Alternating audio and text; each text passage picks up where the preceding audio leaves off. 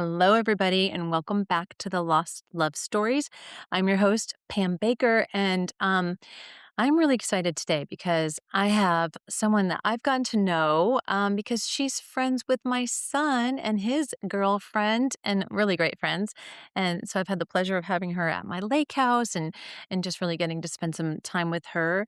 And so I want to welcome Kalea Perez to the show today to share the story of her mom. So welcome, Kalea. Thank you for having me. I'm happy to be here.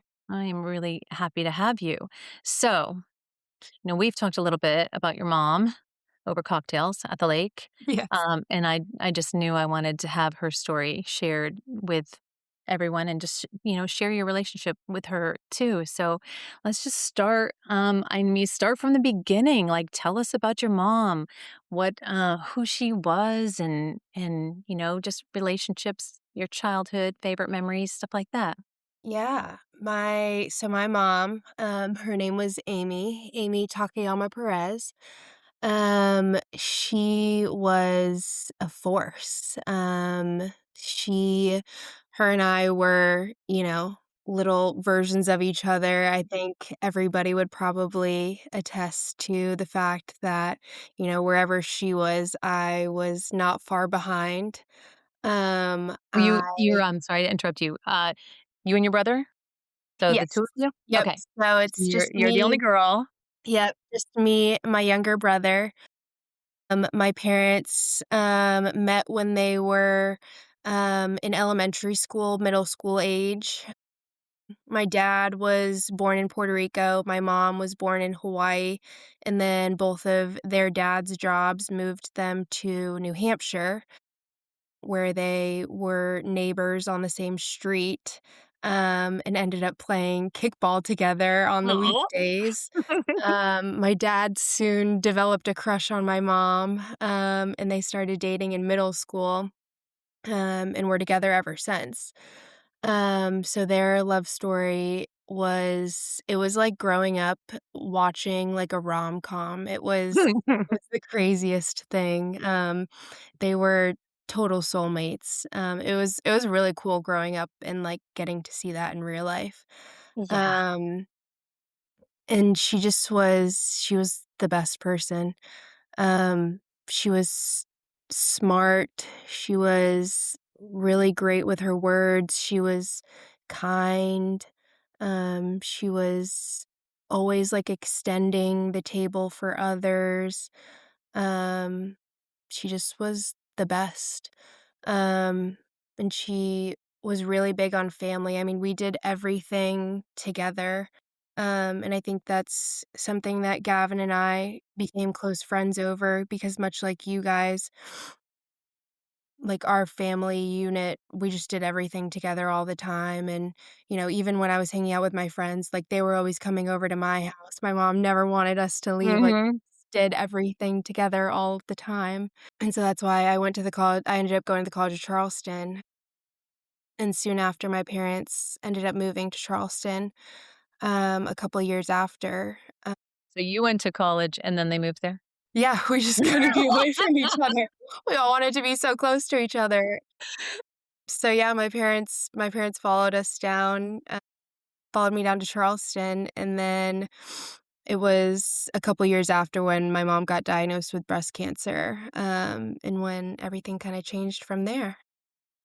So Um, we'll get into the breast cancer diagnosis in a minute, but, it's funny because I'm listening to you, and what I've learned since, John died is that people have I call it revisionist history, right? They really focus on the highlight reels, and um, it's not necessarily real life. It's the highlight reels. But I feel I didn't know your mom, but I just from talking to you in the past and just hearing you now, those aren't highlight reels. Like that's like actually legitimate life reels. Like that was your mom, like fairy tale land. yeah, It's amazing. yeah, Um, totally. No, yeah, how did they end up from Hawaii to New Hampshire? Yeah, my grandfather got a job. Well, originally my grandfather was in the Air Force. He was born in Hawaii, born and raised in Hawaii, and then was stationed in Vermont actually. And that's where he met my grandmother. Okay. So he was, this 6'2" Asian man in Vermont, stick out like a sore thumb.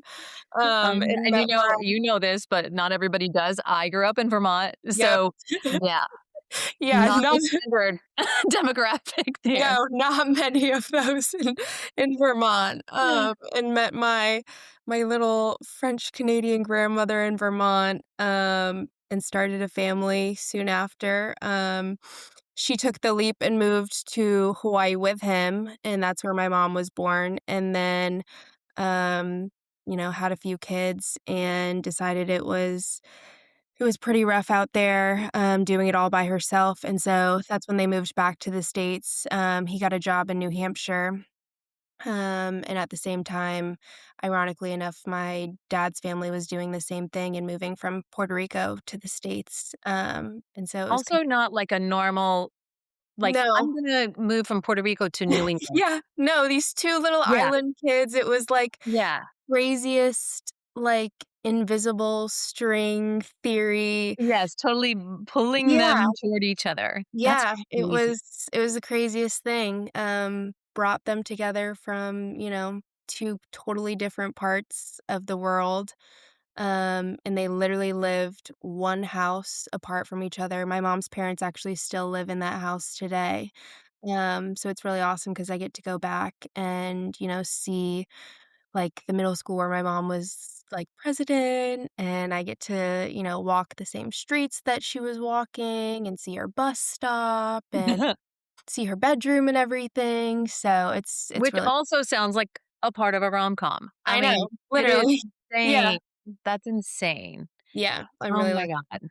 So Yeah. you moved to Charleston, you went to college Charleston, which of course is Mm, where you met Gavin and Yana, and then they moved down, and then your mom worked for the college. She ended up working for the College of Charleston? yep, so all while growing up, well, actually, I'll back up. So my mom, went to George Mason University in Fairfax, Virginia.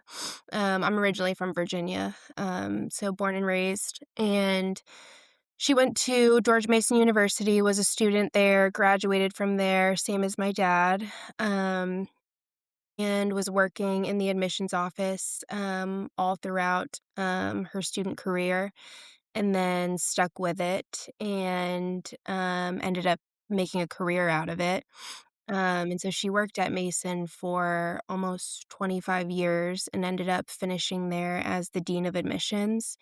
And then during COVID, a position opened up at the College of Charleston, in admissions for the VP of marketing and enrollment. And my mom was very much a creature of habit. Obviously, we Mhm. didn't, we had been in the same house for 20 years. She had been at Yeah, the same job for 20 years. But I think during COVID, I don't know, something came over her. She just, I don't know, was ready for change. And obviously, I was in Charleston. We, were very close. And I don't know, I think she just wanted to take a risk. I think, COVID was a weird time. She saw that as an opportunity, and so she interviewed, ended up getting the role and just kinda went for it. that's awesome.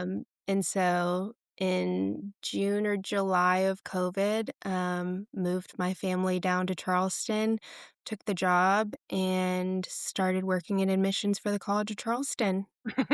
That was Perfect. who moves in the middle of COVID? I don't know, but it was Right? crazy. Yeah, she's a creature of habit, and then picks the craziest time in the history of Yeah. life to move. Turn the My heat up god. high, that's for sure. Yeah, that's a great story. Okay, so then the diagnosis. So let's talk about that. Do you remember? I mean, I know sometimes these things are like a total blur and you're like, "Bleh," but, like, how old were you? What was she having symptoms? Was it out of the blue? What what I happened? Yeah, it's crazy because it it's like a blur, but I also at the same time, I remember a lot of it. Um, I was a junior in college. They had just moved to Charleston, so she was super excited, because she used to always come and visit. And so, we would go to dinners, we would go to the beach, and she loved, like, exploring, getting to know Charleston.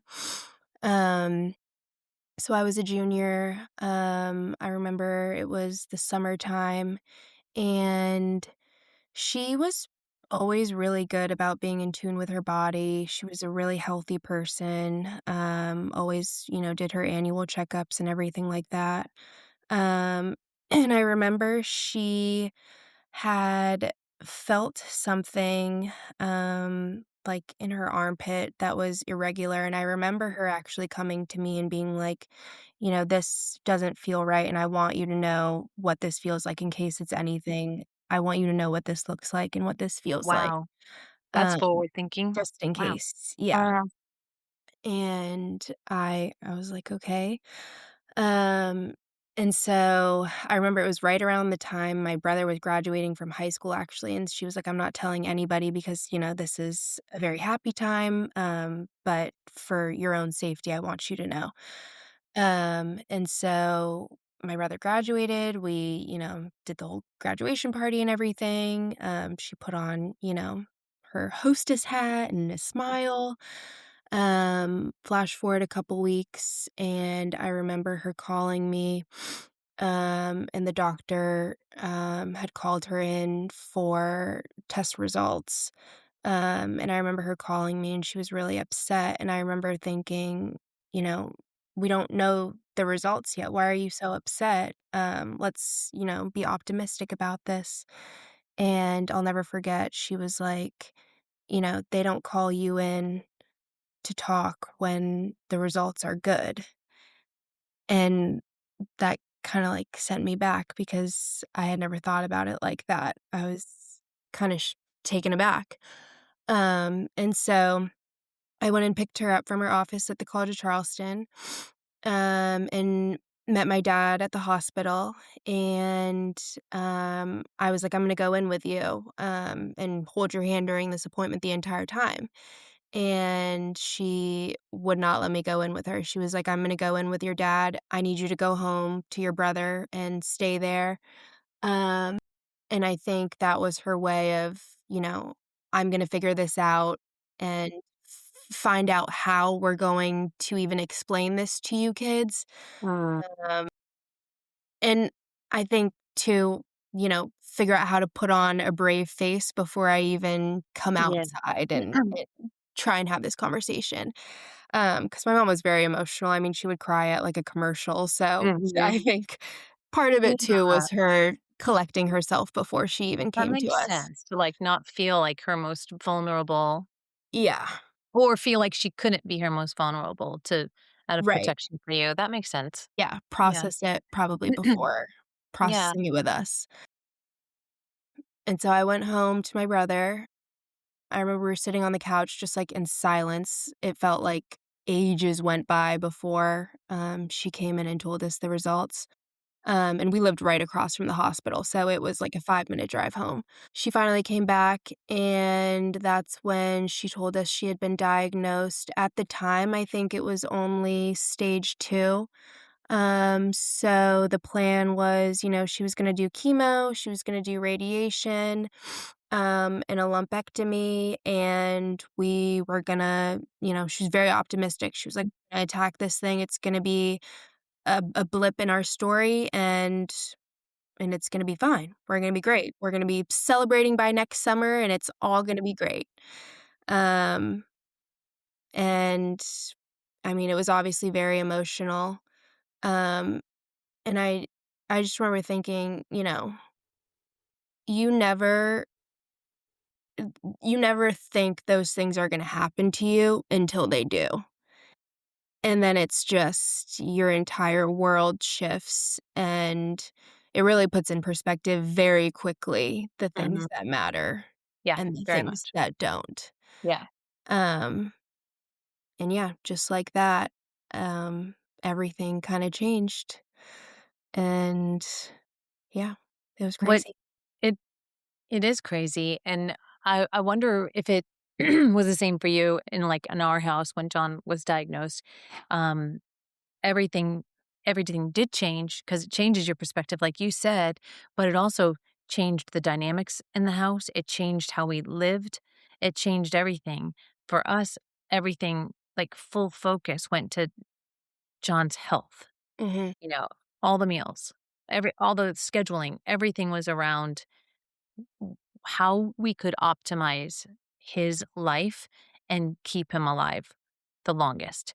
Did you guys have that kind of shift? Like for us, dietary and, like, everything became full focus on keeping him alive.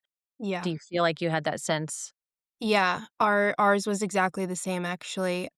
Our dynamic changed and honestly never went back to it still hasn't gone back Oh, wow. to how it ever was.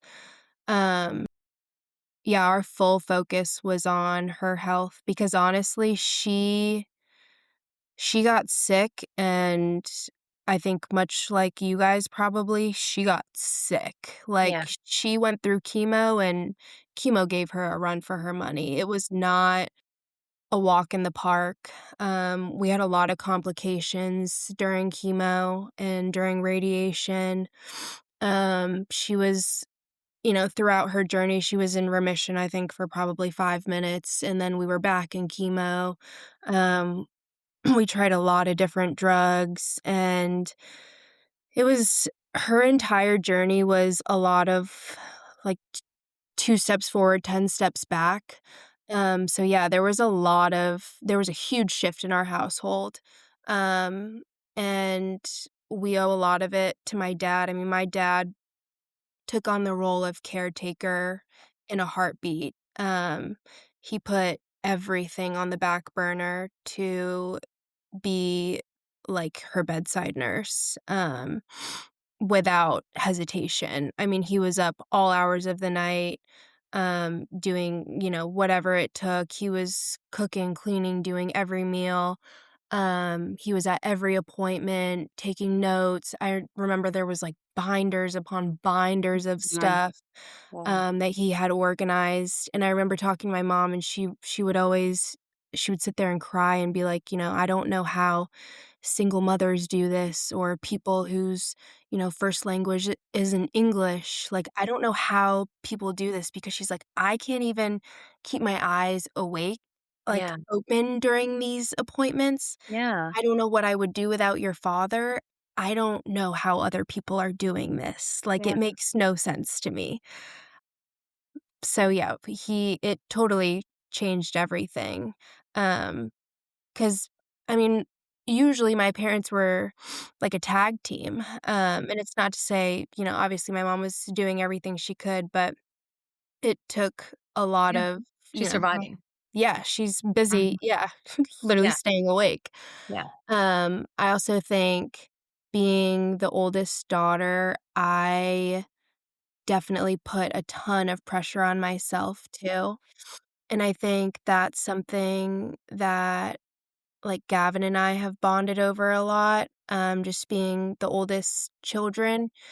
Um, we put a lot of pressure on ourselves to kind of fill those shoes and take over that role.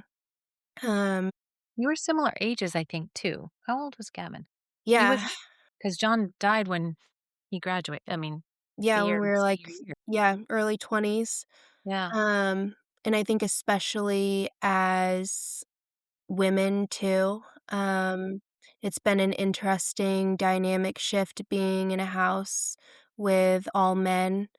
Because I put a lot of pressure on myself to, play companion to my dad and play mother to my brother, uh, and just fill a lot of different roles. And I tried to do that, while she was still here, and I try and do that while she's gone.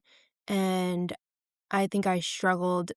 I still struggle with it a lot, but I think I struggled with it a lot while she was here, while still trying to be just like a junior in college yeah, and, a, recruitment chair for my sorority and, yeah, you yeah. know. finish my capstone and all this. So yeah, there was a huge dynamic shift in my house, in my college life, in my friendships, in my relationship. I was in a serious relationship at the time. I mean, it shifted everything. Um, and it still has, and it still will. Yeah. But, you roll with it. Yeah. I think I always describe a cancer diagnosis as you you literally have to learn a new language. It's learning a foreign language because nobody knows what any of that shit means, right?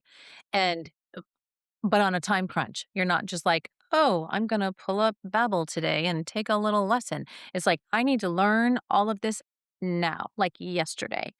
And to your point, I remember being at Duke one time when we went up for a clinical trial, and this was one of the most heartbreaking things 'cause, our story, we had a full team, thank God.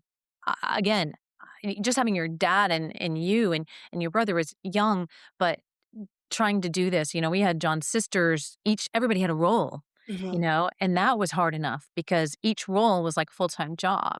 But then you take the people that don't have a team. And I remember being at Duke and this sweet little old man was sitting there with his manila envelope and John was taken back and he had to be at least 75. And he came up to me and and I was just in the waiting room. So he just came up to me and he asked me, was that your husband that just went back? I said, yeah. Does he have glioblastoma? I said, yes. And he said, my wife, they lived in Myrtle Beach. And so they just had like a general cancer doctor there.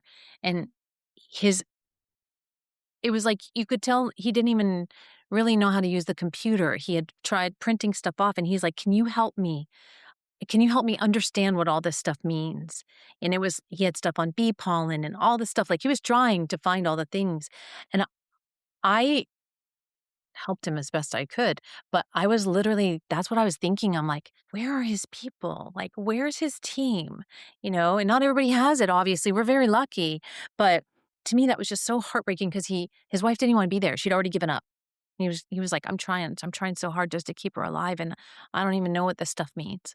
Yeah. I'm like, "Oh my god." But, like, the people that do go through that, it's just heartbreaking. Yeah. It's It's heartbreaking. eye-opening to see that world. Just Mhm. I didn't even realize what the cancer world looked like, and I know my dad puts a lot of pressure and has a lot of guilt because he didn't know what that world looked like either. I mean, we have no history of cancer in our family. We had no experience with any of this, and my dad always says, "If we had the chance to do it again, we would have gone to this doctor, we would have tried this clinical trial, we would have researched this." And so, I know he always he still thinks of all the things that he could have done differently, and obviously you know, it doesn't matter now because the outcome is was what it was gonna be. But it's just crazy how, complex that world is, It is and insane. yeah, it's really hard when you don't have all the resources and the tools. Yeah. Yeah, and again, you're under the gun. Mhm. You can't possibly know all the things. You just can't. Right. Yeah. I wanna go back to, you were a junior, and you said, it shifted everything in your life, and also what you said about everything else changing your perspective on life and putting things in perspective. I'm assuming, you were in a sorority before your mom was diagnosed. You're living your best life. Like, go out for drinks with your friends, do all the fun stuff, the party stuff. That had to be a big change too, because as we know, when there's a diagnosis, your friends will rally and they'll be with you. But what was that like for you? I'm assuming, you're home with your mom taking care and still trying to live somewhat of a normal college life. But, as your friends are, going out to the bars and doing, I mean, there had to be some sense of like, what the hell? Like, they're just living their lives no blame, no shade or anything, living their lives, and you're now in this life or death situation, and, there's probably relationship drama where you're like, "Who fucking cares about whether or Yeah. not that guy's calling you back?" Like, my mom's dying, you know? Do you remember going through that and having any kind of feelings about that? Yeah, totally. And I I definitely I tried to do it all. Um, I tried to keep up with doing all the sorority stuff, keeping up with the classes while still being home every single day. Um, I did not let off the gas at all. I just tried to keep up with all of it. And I was exhausted. I was so freaking exhausted. Um, and I didn't want her to see any of that. And I remember I would go over there and I would just lay with her and I would try so hard to like keep my eyes open. I was just so exhausted from trying to do all of it. And yeah, it was really difficult trying to just maintain all of those different roles. Um, I think I think it almost was harder trying to maintain those roles in my grief, though, than it was when she was here, because I would look at her and, like, I was motivated all over again, like, my reason was right there. I think having to kind of step into those roles and find the motivation day to day now in my grief almost feels harder, and I don't know if you guys feel that way, but trying to, you know, be a 20-year-old, trying to uphold my roles as a daughter, as a friend, as a granddaughter, as a girlfriend, whatever it may be, almost feels more difficult now because your why is not physically in front of you anymore. Um, so honestly, thinking about it now, it was really difficult in college, yes, and I was really exhausted, but it almost feels more difficult now, and I find it more troubling to keep up with the workload of all of it in my present day life, and I've Interesting. honestly recently found it a lot more difficult, to keep up with too. Okay, let's talk about that. When John died, I mean, you probably know this. I'm a huge Taylor Swift fan, but when John died and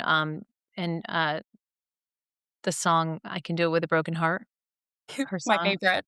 I know, because that was like my theme song. I was like, got my Yep. happy face on. Nobody knows that I'm dying inside, and that every day is a full battle to get through the day, but I'm getting it done. I'm getting Yeah. it done, I'm doing it all, and I look like I'm having the best time of my life. Yep. This thing sucks.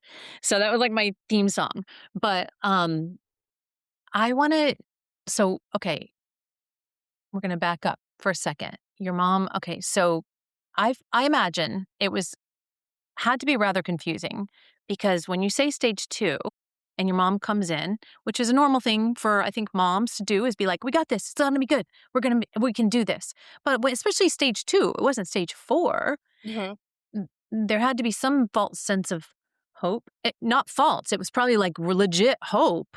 And then it didn't turn out that way. So from diagnosis to her passing, like what was the time frame there? Yeah, so she was sick for about 2 years, and like I said, it was pretty rough.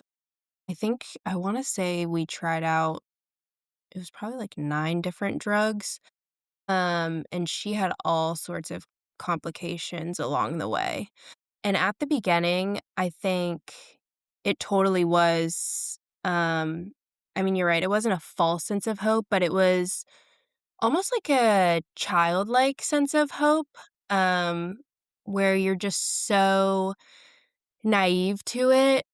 You don't know anything but an outcome of survival. Like, yeah, she's gonna be fine. Like, obviously, she's not going anywhere. Um, and my dad was really good about, instilling that in us, and never once did our hope waver because of him. Um, and honestly, I'm really thankful for that because we never, without I remember my mom always saying, "Without hope, we don't have anything." And so Kai and I, my brother, never I think never really thought about any other outcome than her being okay until it happened. Yeah. Um, and I remember it wasn't until probably the last, probably the last, 6 months, it was actually around the time that Gavin and I, and Yana, all of us went to Spain. Yeah. Um, Mhm. we all went on a group trip to Spain, and I remember it was because a lot of us didn't get to study abroad. And by the time it was because of COVID, but by the time our senior year came around, we were able to travel for COVID, but I was so nervous to do it because I didn't wanna leave my mom. So then after college, a lot of us were like, "Well, let's just take a impromptu trip." So we went and visited a friend in Spain, and I had worked up the courage at the time because I was like, "My mom's feeling a little bit better. Let me just, take a leap of faith and do it. It's just a quick trip. Let me just try it out." So I went to Spain with my friends.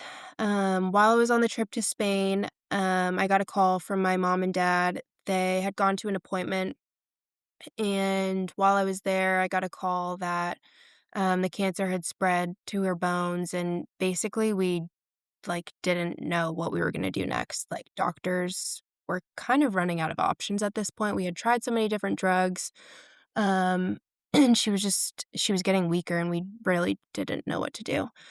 But still, my dad never really was super upfront about any other option again than, she's gonna be okay.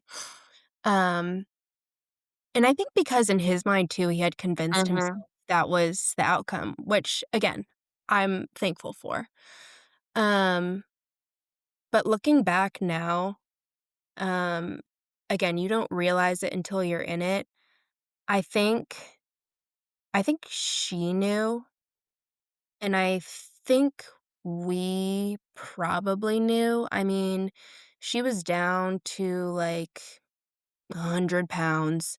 She did not look like herself. She wasn't really eating. She was, not walking without assistance. She was falling a lot. She was basically staring death in the face. And I think the only motivation to stay there was us. Yeah. Um, and I think deep down we all probably knew what was coming, but nobody's gonna say it out loud. Nobody's gonna talk Mhm. about it. Nobody's gonna accept it. Um But I definitely remember having a few moments where I would be sitting with her and just remember thinking to myself, if that were to ever happen, I am extremely glad that I have this moment with her. That's not gonna Mm. happen, but if that Mhm. were to ever Right. happen, Yeah. I I'm gonna remember this for the rest of my life. I remember having, a ton of moments like that, and it wasn't until June 2023, her younger brother, my uncle, got married in San Diego, and all she kept saying, I mean, she was really sick by this point, but all she kept saying is, "I'm gonna make it to this wedding." "I'm Fun. going to make it to Mhm. this wedding." She helped plan it, and it was her baby brother, so she was like, "I'm going to make it to this wedding." I remember we had practiced, We even practiced going out to a restaurant because she hadn't been out to a restaurant in forever, so she practiced, like, sitting in a restaurant, Wow.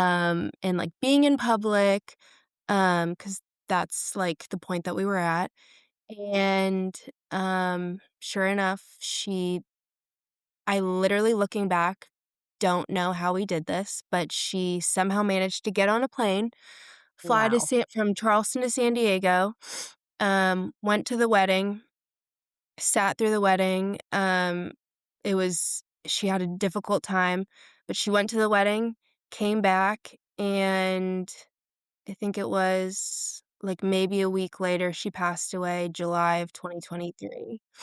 Um, yeah, it was super quick, July 18th. But she made it to the wedding, and it was Wow. yeah, it was super quick, but it was definitely a quick decline, and I think her extended family, like her siblings and my grandparents would all probably say the same, like, she didn't look the same for a while, and I think we all probably knew what was gonna happen, but I don't know, she was just such a powerhouse that I think at the end of the day, we kinda always thought she was gonna pull through somehow. Something. She's gonna be able to pull something out. Yeah, yeah. Yeah. I mean, I think I talked to Gavin, and it kinda sounds similar to John, where it's like kinda 9 lives almost, Yeah. they surprise you so many Mhm. times that it's like, it can't be them. It Right. wouldn't be them, you Right. know? Yeah, there's no way. Yeah, Way. right. There's no way. That's crazy. It is really interesting. I'm, like, thinking about John did the same thing. There's so many similarities when his uncle died and we went to LA, and he was again, it was, like, it's just like your mom.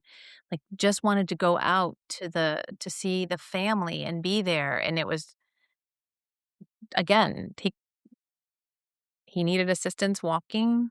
I mean, all the things. I just remember being at that where and it was hard for everybody to see him that way, people that hadn't seen him, but it was also really good because they got to see him, and many of them for the last time, and that was, im obviously important to John, obviously important to your mom, and, you hear that all the time, right? Like, people are like, that's their goal, they just gotta make it to this, and then they'll be like, "Okay."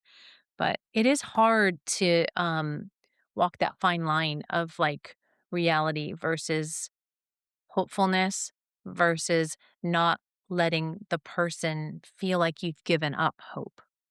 Like, I struggled with that a lot with John, and there were times, like, as the wife, like, we had to get things in order. We had to have hard conversations, but it was always like the same with just what you're saying with your moments that you're cementing those moments in your head. On the other side, I was like, we have to have this, but how do I say it in a way that's not like, okay, you're going to be dead soon. So we got to make sure we get this done. Cause I never wanted to give him the feeling that I didn't believe he could beat it. Yeah. And that's really hard. But when you're looking at the reality, you're like, oh God, but it's such a crazy balancing act, you know? Yeah, it totally is. I had trained myself um, to not really show much emotion in front of her. Um, I mean, obviously, it was jarring to see her that way, especially the first few times I saw her, like, without her hair and stuff, and when I would see her, when she started to lose a lot of weight and stuff, but I was so afraid of crying in front of her and showing any kind of, like, sad emotion because I knew me showing that would hurt her more, Yeah. and so I compartmentalized a lot in front of her, um, so that it didn't kind of, like, crush her more, um, but it was difficult. It definitely was difficult, um and I think I'm still kind of working through, like, Yeah. how to even how the times to compartmentalize and the times Mhm. not to? Yeah, very much. I totally understand that. That being said, were there times, uh I did the same thing, with John. I know what I did because I always describe it as being like a rain barrel, and you can like the emotions can come and come and come, and you can manage them, manage them, manage them. Then they get to that top of the rainbow. They got to go somewhere. And so, what do you do with that? And so, for me, I know I'd wait till everybody was sleeping in the middle of the night, and I'd like creep out of my room and I'd just put on my headphones and listen. There was a particular song I would just listen to that I knew I would just cry and cry and cry and cry until there were no more tears. Like empty the rain barrel, start over. Okay. Did you have any like I say coping mechanisms or strategies for managing your emotions so you could keep them in check in front of your mom? Yeah, I didn't at first, Mm. and I think that was the problem. Had to learn I definitely had to learn, like, who my outlets were, what my outlets were, because I think historically I've been really good at just keeping them all to myself, and, I'm like, "If you want it done, just do it yourself." And this was not something you can do all on your own, and I'm still learning that. Um, I learned, the people that I could trust. I learned, that therapy is a great tool. I Mhm. learned that exercise is a great tool. Um, but I definitely learned that, you can't hold all of that in. And I definitely have my moments where, I let all of those emotions overflow, and there's definitely days where I just kinda lean into my grief, um, and to your point, I just cry and I'll talk to her, or I'll just go for a walk. I feel really connected to her, like, outside, or by the water. She loved, like, the beach and the lake and stuff, and she always joked that she was solar powered, so a lot of the times I'll go to the beach, to feel close to her, or, like, the Battery, downtown and stuff. So yeah, there's definitely days where I'll lean into it, but at the beginning, I I would not say that was my strength. I definitely kept it in, and I think, a lot of my relationships maybe suffered because of it. Uh, it was a growing pain for sure. Yeah. Yeah. I definitely want to get into I think there's a lot of growth in grief. And you're already talking about some of that. So now, we're coming up, you're 2.5, almost 3, 2.5 years in. Where do you I mean, you're also at a very pivotal time of growth as a young adult who didn't have some major tragedy in your life. It's a pivotal time of growth anyway. So compare that to like the growth that you've had going through that process with your mom and then post losing her. The I mean, there is grief along the way. You start in a grief and I think you start in a grief cycle once the diagnosis comes. Like it's almost um um what do they call it? It's like, precipitory or like, grief, it's like it's the pre-grief. You're working your way toward there because you're kind of oh, it's anticipatory. I think that's Anticipatory the word. grief, yeah. Anticipatory grief. Yeah. Yeah, where, you're kinda living in that pre-cycle Yeah. or whatever the cancer time is, and then you go into full bore. And, so, talk about that. You obviously took on all these new roles. So there's growth in that, you know, there's growth in that. There's a lot of change in that. But where do you see the greatest? I don't want to say, I do want to say, I do believe there's a gift in everything. So there can be a gift in grief, but also so the growth, the gift, and then some of the big challenges that it's brought to your life that, maybe without this whole scenario, it wouldn't be quite so hard. Talk about that. Yeah, there's been a ton of growth. It's interesting because I often think about my grief and how it has been this thing to teach me, you know, all of these lessons. And it's definitely brought me closer to my faith, but sometimes I'm like, you know, "Come on, God, did it have to be in Mhm. this shape or form? Like, did we have to it didn't have to be in this lesson, like, could have been a Yeah. little bit easier." Um, but I definitely think it has taught me a lot. I've grown a ton as a person. Um, and it's funny, as I was kind of, like, reflecting on all of this last night, I was thinking about the ways that, grief is terrifying, um, and gut-wrenching and really difficult, but also really beautiful, and, I mean, it just gives you an entirely new perspective on life, and I don't know, it gives you this sense of, like, comfort, and reassurance maybe that I've never had before. Um, I think I've always kind of struggled with, um, maybe, like, putting myself first, um, taking care of myself. Um, I think that's definitely been a theme that I'm learning right now in my 20s.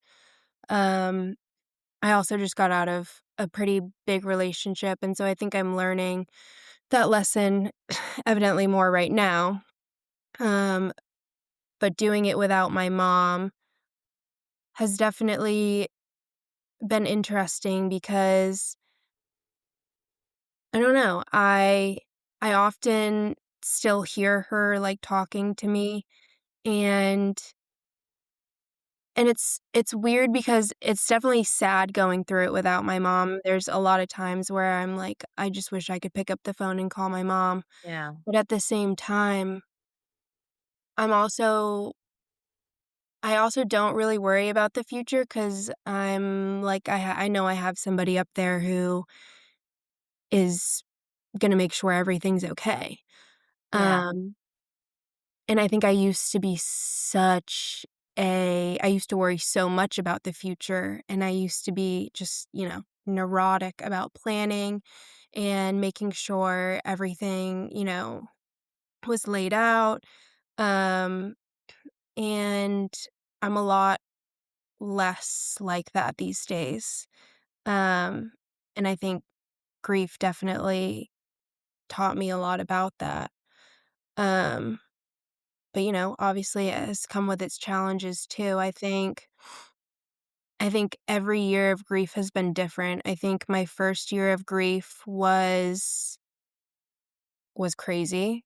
Um, I think it was like walking in the dark, like Ah, yeah, that's a really just good way of just describing being in pitch black, like, I couldn't see anything, I had it. no Mhm. idea where I was, I had no idea what was going on, um, I just remember sitting down on Christmas and I was, like, numb. I'm like, "What is even going on?" Yeah. I have no idea, like, am I happy? Am I sad? Am I feel I don't even know what we're doing right now. Right. Um, it was really hard to uphold tradition because Yeah. you just don't even know what's going on. You Right. don't know point A from point B. Um, so year 1 is weird because 'cause you're just wrapping your head around everything, I think. Um, and everybody's kinda doing it together, so you can't Mhm. really help each other because Right. no one knows what they're doing. Um, year 2 has been interesting because it's not like in grief, things get easier as they go on. They just kinda get different. Um And, some things have gotten easier, but also some things have gotten harder. Um, I don't know, year 2 has been interesting because I think it's been a time for me to figure out the traditions that I wanna uphold. Um, but it's also been interesting because it's just me, my dad, and my brother, and I think everybody grieves very differently, and we all remember very differently, but we also had very different relationships with her. And I think especially a mother-daughter relationship is very, very different. And I think that's something that I've definitely struggled with. Um, and it's no fault to my dad or my brother, but it's just that's a relationship and a hole and a gap that can't really be filled by anybody but her. Yeah. Um, and so year 2 has been interesting because it's been a time for me to figure out the traditions I wanna uphold and how I want to do them, but I've kind of had to learn that it's up to me to do that, and no one else can really do it for me. And I think in the past, I've looked to other people to fill that role, and I kinda learned it's like putting a Band-Aid on a car crash almost, like, it's not gonna fill anything, um, and I've just had to accept that, it's just gonna be a gap that is forever open, and there's gonna be, pieces of her that are filled through her friends and through my uncles and my grandparents and my dad and my brother, but ultimately, it's just gonna be empty for a long time. Um, and she's still there in different ways, but, um, I think I think that's all part of acceptance, and, you know, as I grow in my grief, acceptance definitely comes, as we go on, but, um but it's interesting because you know, I'm still I'm still a baby two-year-old in my grief, so Yeah. Yeah. acceptance is still very new, you Right, know? right. It is one of those things where there was a woman in our widow group, and she's a beautiful writer. And she wrote, she did a Facebook post one day, and um, um, I'm butchering it, but I thought it was such a really great analogy of grief that at the beginning, it's like you're on the shore at a beach, and the waves are like it's like you're during a storm. The waves are crash, crash, crash, crash, nonstop. You don't get a break from it. You don't get a break from it. So as you said, the grief doesn't go away, but maybe there's a little more time between each wave, you know? Mhm, The waves maybe get a little smaller, and then there's the time lapse between, so you can actually take a breath in between the waves. And, I'm in year 4, so, a little bit beyond a toddler, but I can see that that makes such great sense because it still hits, it hits when it hits, and sometimes you don't know when it's gonna hit, and it'll just be out of the blue, whether it's a song that triggers it or, um, whatever it is. There's a million things that can make it hit, but maybe, that time is not so frequently, and the wave isn't quite as big, so it doesn't hit quite as hard. And maybe that's because we have learned to manage the grief in a mhm. healthy way, so it's not all consuming, it's not all taking over our whole bodies. Well, I just thought the way she wrote that was really, it just made sense, it just makes sense, and forever. There is nothing that's gonna fill that hole, nothing. But through learning how to live with it, again, in a healthy way, doing the work that needs to be done on ourselves and with therapy and, however we can manage that, just, it it it becomes, I'm using the word twice, but a very manageable way to live with that loss, with that gaping hole, recognizing it, but also honoring it and also moving forward with it versus being stuck and lost in that grief forever, which does happen. It does happen Yeah, to people. yeah. So, I think it's awesome that you're doing the work and doing therapy, and it's really, really so important because you got a lot of years ahead of you, and just to not be stuck there with such a great loss is, it's important. And as we all say this, but your mother wouldn't want you to be stuck there. She wants you to live your best life, and she wants to watch you live in your best life. And it's awesome that you're doing that. It's really huge. Thank you. It's I awesome. appreciate it. Yeah. When you're talking about traditions, do you feel as like I'll say I felt as the mom, I was in charge of Christmas and the holidays anyway, but I felt a lot of pressure to make everything feel normal and as though nothing had changed, even though something very major changed. Do you feel, because your mom was probably played that role, do you feel the pressure to then take on her role for your dad and your brother to Yeah. make sure things are, because that's a Yeah. lot. That's a whole different dynamic. Being Yeah. being the oldest is a natural thing to do that, but also being the daughter Yeah. does like a double down. No, Like, how does that? it's funny that you say this because everybody all of my family who's gonna listen to this is probably screaming at their phones right now. Because this has been the theme of why I go to therapy for every single for the last 2 years.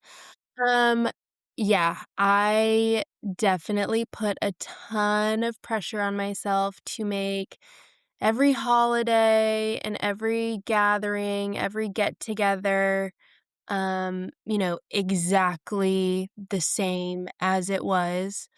Um, I still, made every breakfast casserole Mhm. and we were still gonna go to every Christmas caroling event. Mhm. And yeah, I tried really hard to make everything like exactly the same. Um, and I exhausted myself doing it.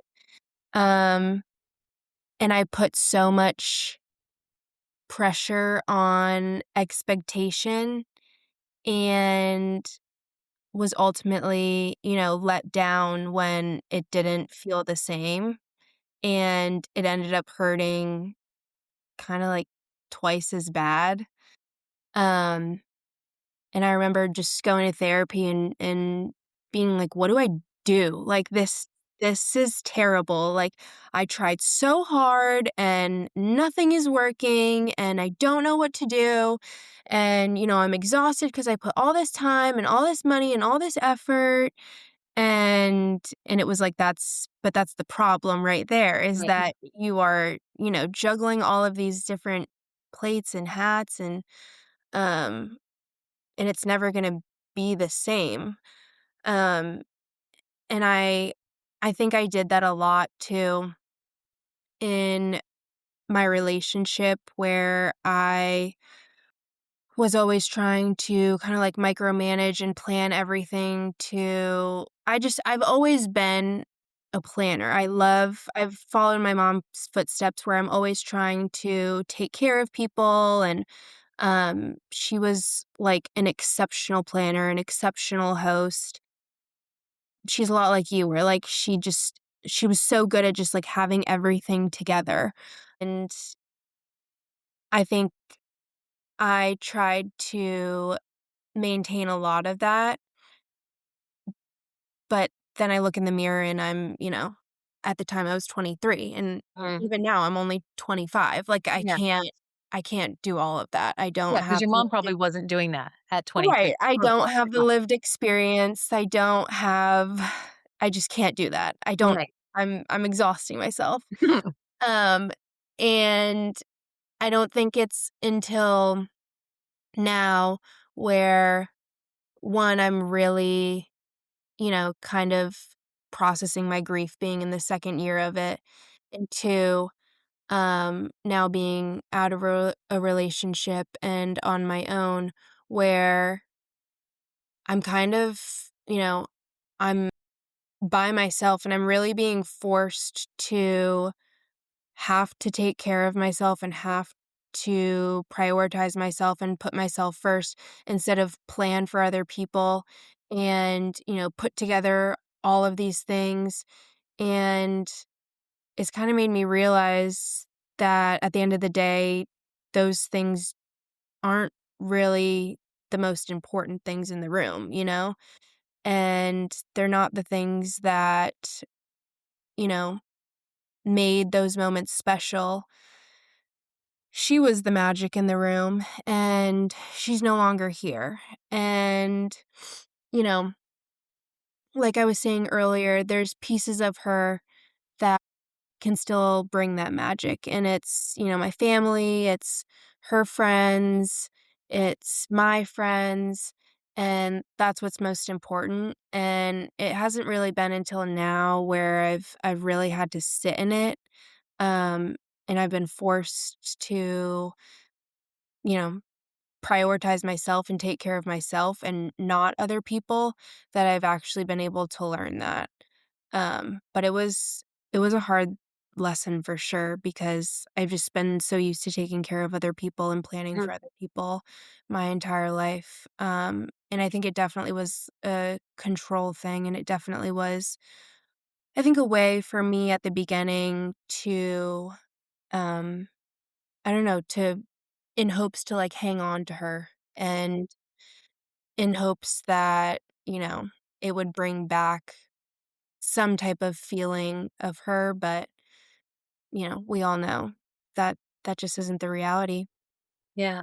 It's such a another little balancing act, right? Of Mhm, honoring her and her memory, but not doing it at the expense of your sanity and your mhm, own happiness and finding the balance. I know that for me, one of the things, people have said to me, like, well, all the things I do and how I can uh get so much done and um whatever.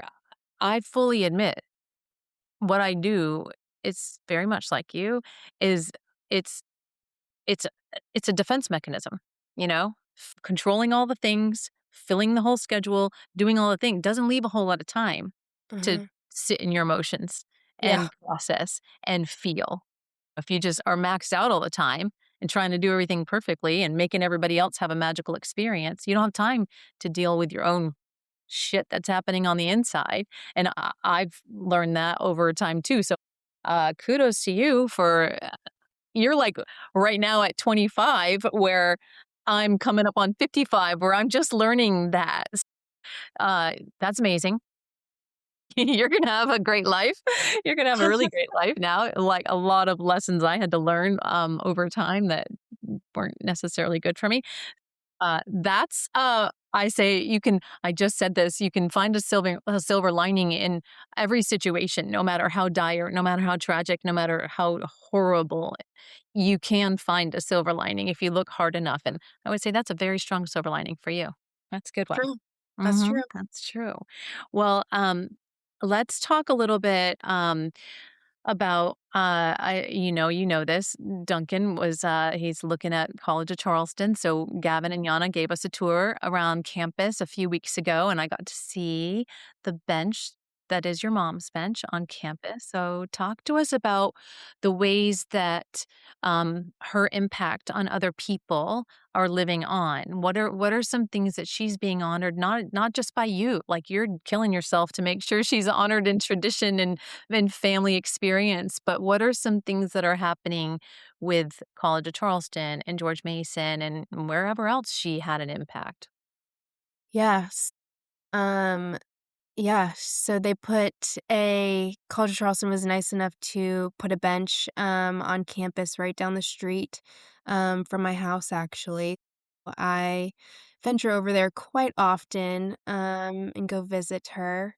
But yeah, her legacy has been kept alive in a lot of different ways. At George Mason, during her time there, um, her whole career was really built upon, um, making sure that everybody had access to education regardless of, where you came from, what you looked like, and what your background was. And she really fully believed that. And so during her time at George Mason, she, along with the help of some others, started a couple conferences. One called the Washington Journalism and Media Conference, and then another one, the Youth Summit on the Environment. And both conferences fly out high school students, where they spend a week at George Mason. Um, and they go through simulations, and they travel, all over DC and the Washington area. And so during their time there, they're exposed to kind of like a mini simulation of college life. And it's a really great opportunity for them to meet other students, hear like keynote speakers and stuff like that. And so both conferences actually now have a scholarship in her name that they still uphold to this day. And then George Mason University itself, also still has a scholarship in her name, that they now have every single year. So it's been really cool to see the different ways that the university has just been able to keep her legacy alive, and recognize the ways that, she would go in every day to fight for access to education. 'Cause she really did believe that wholeheartedly, and she instilled a lot of those morals and values, in my brother and I. Her, whole motto was building a bigger table. A lot of people still always say that about her, and it's been cool too since she passed, like, a lot of people on social media or even at her funeral came up to me, and a lot of people will be like, "Because your mom accepted me," or "Because your mom wrote this letter recommendation," or "Because, she did this, my whole life changed," or, "I married this person," or "I got this job," or "I moved here." Uh, and it's crazy because to me, it's just my mom, Yeah. but to a lot of other people, she was, like, this pivotal person that kind of changed, like, a lot of people's the trajectory of a lot of people's stories. Yeah. Mhm. So that was really cool to see when she passed away, just, I don't know, the reach that she had on so many different people. Um, and it speaks both, in her work and just in her interpersonal relationships. Um, so yeah, it's been really cool to see. That's really cool because that's one of those things that I just think, uh, it's like the ripple effect. It's like the little, the beating of the moth wing. Like you don't have any way to ever measure the impact that she's had on people. There's no way to ever like cumulatively take stock of what her existence meant to people. Obviously, those stories are amazing, but when you hear them, they're so important. But that's just a cool legacy. It's a cool legacy to even these people that don't are getting this scholarship and they don't even know who she is. They're just like, I got this scholarship, woohoo, that's awesome. But even that has a huge ripple effect because you don't know, especially the demographic that it's aimed to help, like the trickle down effect of maybe somebody going to college for the first time ever in their life and what that's going to mean to the generations below them that come after them. I mean, there's no way. That's really cool. It's just really cool. I mean, just to think about her legacy will live on for literally generations. Yeah. That's No, amazing. it's really cool work. And, you know, it's cool because I wish she could still be here to see it all play out. Mhm. Um, but I know she is one way or another. She is. She is for sure. She is. Um, well, I have a final question for you, but, oh, do you have a picture of her that we can see? I do. Actually, that one might have a glare. I'll bring this one up instead. Aw, on the water. There she is. Oh On my, the water. I love it. This Oh, was love it. one of our last trips before chemo, and then I have another one of her and my dad. Oh my god, I love that. Little babies. They're gorgeous. Oh my god, I love that. I love the little They're sailors. cute. I love it. Oh, thank you for sharing those. Thank Um, you. and, before I ask you your final question, anything else you wanna share about your mom that we didn't talk about or any final thoughts or I think final thoughts, I just wanna thank you for kind of giving me the platform, and the forum to be able to share about her. I think, as you know, I was really nervous to come on here and talk about her. I don't This is kind of the first time I've gone on something like this to talk about her, uh, and I oftentimes feel like I'm still new to grief and maybe not credible enough to speak on it. Yeah, Um, but I appreciate you trusting me to even speak, on my experience. Um, and you made me feel comfortable enough to even share a lot of good, my experiences, good. and, you know, talk about her and who she was. So, thank you for giving me Oh, the platform to do I so. thank you for saying yes because I know you were very nervous. I knew you'd do an amazing job, which you did. And, my original plan for this podcast, which I had the idea like right after John died. Once I realized I had the idea after I realized nobody really talks about the people who died anymore. And I wanted it to mainly be a place for us to talk about them because their stories matter and also a place to archive it. So you have this episode forever, of just chatting about your mom, which I think is important. And I'm grateful that you came on and were brave enough to share your story and her story, and it was an honor to get to know her better. She sounds amazing, and I wish I had gotten to meet her in person, but I'm glad that I'm getting to know her through you. So, I am grateful for that. But my final question that I want to ask you is: it's been almost 2.5 years.